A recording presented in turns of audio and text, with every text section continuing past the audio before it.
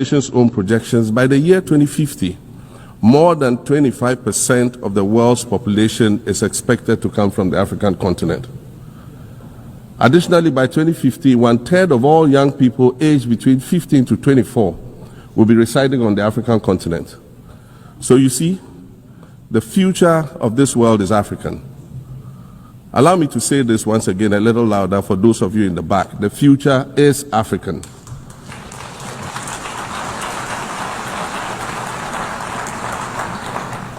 Already today, Africa is a catalyst for human potential and development, as well as for economic reform and ecological stability. Africa is a catalyst for systemic change. If this reality, which is fact-based and straightforward, seems provocative or unsettling, perhaps it's because you are viewing it through the lens of centuries of filters, colonialism and imperialism, and the resulting implicit bias. Maybe you are unaware of the resilience of African nations or their remarkable ability to make a strong comeback just when you think it's safe to count them out. That is what is happening right now in my own country, Ghana. Our constitution limits leaders to 2 4-year terms. In January, I was sworn in for a second term, which, let me point out, was non-consecutive with my first term. Our currency, the Ghana cedi, was rapidly depreciating, faced with rising inflation, a huge debt burden, and low morale amongst our citizens. My new administration settled down quickly and embarked on an ambitious program of comprehensive transformation designed to restructure Ghana's economic foundation and enhance our competitive standing globally.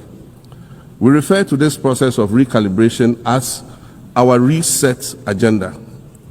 In just 8 months, we have achieved significant reduction in inflation from 23.8% in December 2024 to 11.5% in August 2025, restoring price stability for our citizens. Additionally, our currency, the Ghana cedi, has appreciated considerably against other currencies, with Bloomberg reporting it as the best performing currency in the world at one point. Our improved sovereign credit rating reflects increasing investor confidence in our economy. And our 24-hour economy initiative promises to transform our economy.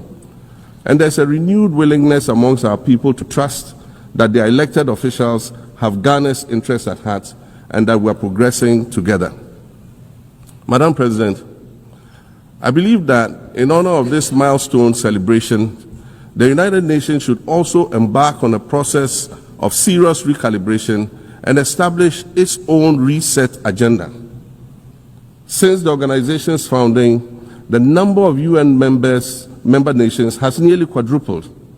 And quite frankly, it is not the same world that it was back then when the UN was formed. I mentioned earlier that I began my second non-consecutive term as president this past January. My first term ended in January 2017. In that span of time, 8 years, the world has changed with such ferocity. My first days in office after my return felt as though I had just awakened from a Rip Van Winkle-style sleep. Now, no, that was only after 8 years. Imagine then what it will be like after 80 years since the founding of the United Nations.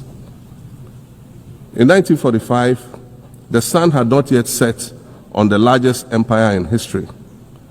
The most common mode of international travel was by sea. The personal computer had not been invented, let alone made portable. And television, a new convenience, was still in its infancy, albeit in black and white color. Relations between the US and the Soviet Union were turning frosty, with Winston Churchill declaring that an iron curtain has descended across the European continent. Fast track 80 years on. In today's world, hundreds of thousands of commercial flights take off and land every day. Libraries have been digitized so that volumes of literature can exist on a small device, small enough to fit inside your pocket. We live in a world of cryptocurrency, artificial intelligence, social media, the internet and its dark hidden dungeon of the dark web, all of which carry a potential threat to global peace and security.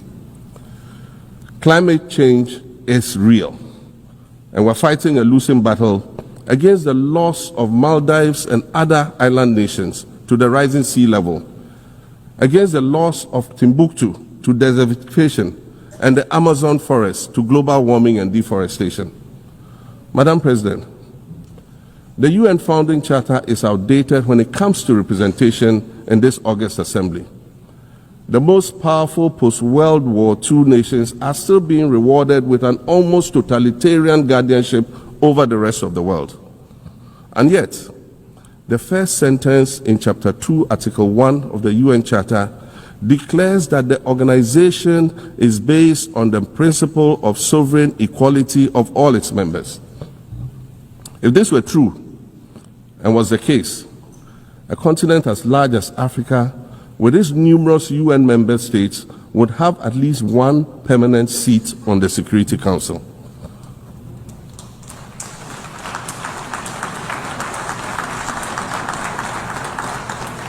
Furthermore, we believe that veto power should not be restricted to only 5 nations, nor should it be absolute. There must be a mechanism in this House for the General Assembly to challenge a veto. No single nation should be able to exercise an absolute veto to serve its own interests in a dispute. In 1995, during the 50th anniversary of the United Nations, Nelson Mandela stood in this very spot, and he said, "The United Nations has to reassess its role, redefine its profile, and reshape its structures. It should truly reflect the diversity of our universe and ensure equity among the nations in the exercise of power within the system of international relations in general and the Security Council in particular." I close quotations. 30 years later, we African leaders are still making the same simple request for a permanent seat on the Security Council with the power of a veto. So today, Madam President, I stand here in this exact spot and ask the world, if not now, then when? We demand not only a reform of the Security Council, but also a reset of the global financial architecture, which is currently rigged against Africa. Africa must have a greater say in the world's multilateral financial institutions. And while I'm making requests, I'd like to call for the removal of the blockade on Cuba. As Dr. Kwame Nkrumah, our nation's founder, famously said, "We seek to be friends with all and enemies to none." The Cuban people shed their blood on African soil in the fight against apartheid. And indeed, Cuba has been and continues to be a faithful friend of Africa. You see, the very fact that I can stand here and ask these things and say these things, and the fact that all nations can ostensibly gather here to address critical global issues, air our grievances, and express our concerns, that is what makes the survival of this organization so important.